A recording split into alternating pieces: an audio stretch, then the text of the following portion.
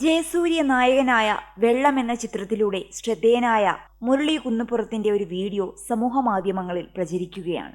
Cinema കാരണം തനിക്ക് കോടികളുടെ നഷ്ടമുണ്ടായെന്ന വെളിപ്പെടുത്തലാണ് നിർമ്മാതാവ് കൂടിയായ മുരളി കുന്നുപുറം വീഡിയോയിലൂടെ നടത്തിയിരിക്കുന്നത്.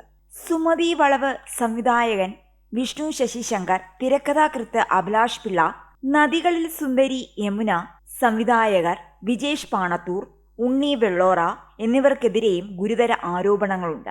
വെള്ളം സിനിമയിൽ ഉള്ളതുപോലെയൊന്നുമല്ല എൻ്റെ യഥാർത്ഥ ജീവിതം. ഞാനൊരു സാധാരണ മനുഷ്യനാണ്. ഇപ്പോൾ ജീവിതം വഴിമുട്ടി നിൽക്കുന്ന അവസ്ഥയിലാണ്. ബിസിനസ്സിൽ ഒരുപാട് ചതികൾ നേരിട്ടു.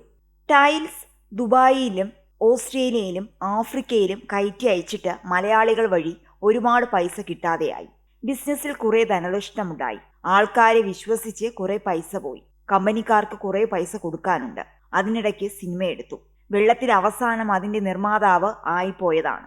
രണ്ടാമത് നദികളിൽ സുന്ദരി യമുന, ഉണ്ണി വെള്ളോറ, വിജേഷ് പാണത്തൂർ ഈ രണ്ടാളും കള്ളം പറഞ്ഞ് എൻ്റെ അടുത്ത് വന്നു.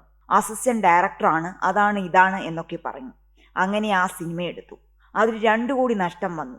പിന്നീടാണ് ഇവർക്ക് സിനിമയൊന്നും അറിയില്ല, അസിസ്റ്റന്റ് ഡയറക്ടർ ഒന്നുമല്ലായിരുന്നു എന്നറിയുന്നത്. ഇതൊക്കെ നമ്മളോട് കളവ് പറഞ്ഞിട്ടാണ് വന്നതെന്നും മുരളി ആരോപിക്കുന്നു.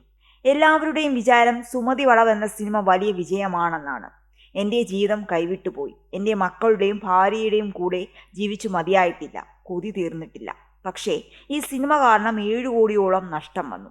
എനിക്ക് പിടിച്ചു നിൽക്കാൻ പറ്റുന്നില്ല. ഒരുപാട് കടങ്ങൾ ഇപ്പോൾ തന്നെയുണ്ട്, അതിൻ്റെ കൂടെ ഇതും. അതുകൊണ്ട് ഞാൻ പോകുന്നു. എനിക്ക് ജീവിച്ച് കൊതി തീർന്നിട്ടില്ല.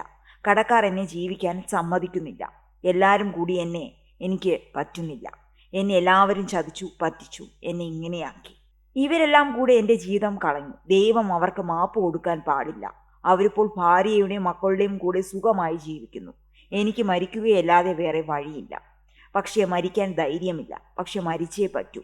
എനിക്ക് വേറെ വഴിയില്ല. എല്ലാവർക്കും മാപ്പ്. ഞാൻ കാരണം ഒരുപാട് ആളുകൾ ബുദ്ധിമുട്ടിയിട്ടുണ്ട്. നിങ്ങളാരും ഒരിക്കലും കുടിക്കരുത്. എൻ്റെ അവസ്ഥ ഇങ്ങനെയൊക്കെ ആയിപ്പോയി. മാപ്പ് സുഹൃത്തുക്കളെ, മാപ്പ് എന്നാണ് അദ്ദേഹം വീഡിയോയിൽ പറയുന്നത്.